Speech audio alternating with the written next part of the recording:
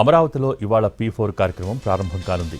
పేదలకు ధనికులు సహాయం చేయడమే లక్ష్యంగా ఏపీ ప్రభుత్వం ప్రతిష్టాత్మకంగా తీసుకుని ఈ కార్యక్రమాన్ని చేపట్టింది. మంగళగిరి కన్వెన్షన్లో జరిగిన ఈ ప్రోగ్రాంలో CM Chandrababu, deputy CM Pawan Kalyan పాల్గొనున్నారు. మొదటి దశలో 15 లక్షల బంగారు కుటుంబాల ఎంపికపై ప్రభుత్వం ప్రత్యేక దృష్టి సారించింది. మార్గదర్శుల ఎంపికకు సంబంధించి అధికారులు, ప్రజాప్రతినిధులు ప్రత్యేకంగా దృష్టి పెట్టారు. అందుకోసం సీఎం ప్రత్యేకంగా దిశానిర్దేశం కూడా చేశారు.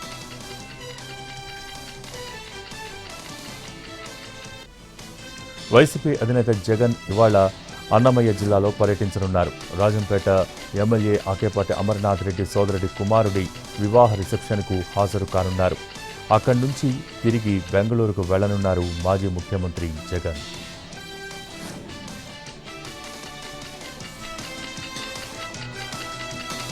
ఇవాళ ఎన్డీఏ పార్లమెంటరీ సమావేశం కానుంది.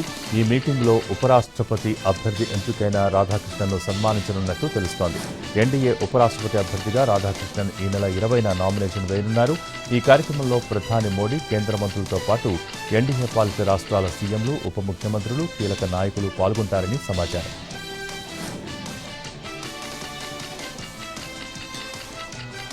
2 రోజుల పర్యటన కోసం భారత్ వచ్చిన చైనా విదేశాంగ మంత్రి ఇవాళ పలు సమావేశాల్లో పాల్గొనున్నారు.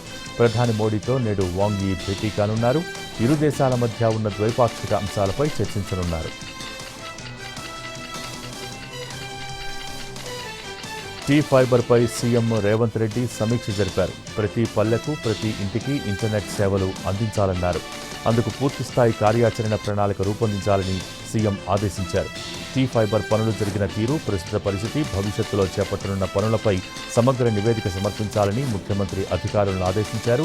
ఇప్పటివరకు చేసిన వ్యయం, పూర్తి కావడానికి అవసరమయ్యే నిధులు, వాటి సేకరణ కార్యక్రమం విజయవంతం కావడానికి తీసుకోవాల్సిన చర్యల్ని నివేదికలో పొందుపర్చాలని సూచించారు.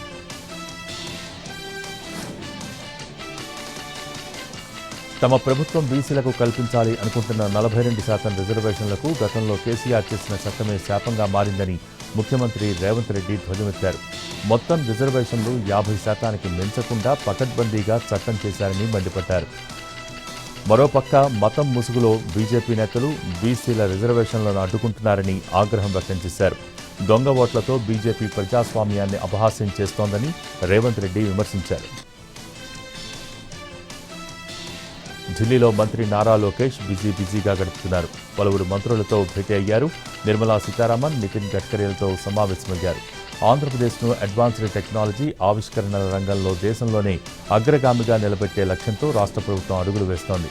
ఈ ప్రణాళికలో భాగంగా రాష్ట్ర మంత్రి నారా లోకేష్ ఢిల్లీలో కేంద్ర మంత్రి అశ్విని వైష్ణవ్తో సమావేశమయ్యారు. రాష్ట్రానికి ఇటీవల సెమీకండక్టర్ తయారీ యూనిట్ను మంజూరు చేసినందుకు గాను కేంద్రానికి కృతజ్ఞతలు తెలిపిన లోకేష్ భవిష్యత్ ప్రణాళికలకు సంపూర్ణ సహకారం అందించాలని కోరారు. ఏపీ టెక్నాలజీ ప్రగతికి సంబంధించిన భారీ ప్రతిపాదనల్ని కేంద్ర మంత్రి ముందు ఉంచారు. చంద్రబాబు అధ్యక్షతన జరిగిన 51వ CRDA అథారిటీ సమావేశంలో పలు కీలక నిర్ణయాలు తీసుకున్నారు. అమరావతిలోని గ్రామ కంఠాల అభివృద్ధికి CRDA ఆమోదం తెలిపింది. ఇందుకోసం 904 కోట్ల రూపాయలు కేటాయించింది. కేబినెట్ అనుమతి తర్వాత 10 రోజుల్లో టెండర్స్ను పిలవనుంది. మంగళగిరిలో గోల్డ్ క్లస్టర్ ఏర్పాటుకు గ్రీన్ సిగ్నల్ ఇచ్చింది. జెమ్స్ అండ్ జ్యువెలరీ పార్క్ నిర్మాణంపైన చర్చించి నిర్ణయం తీసుకుంది CRDA. ఇందుకోసం ల్యాండ్ పూలింగ్ చేపట్టనుంది. అయితే ల్యాండ్ పూలింగ్లో అసైన్ అని రాస్తే ల్యాండ్ విలువ తగ్గుతుందని రైతులు చెప్పడంతో అసైన్ అనే పదాన్ని తీసేయాలని సీఎం ఆదేశించారు. ఇక అమరావతిలో వాటర్ ట్రీట్మెంట్ ప్లాంట్కు CRDA అనుమతిచ్చింది.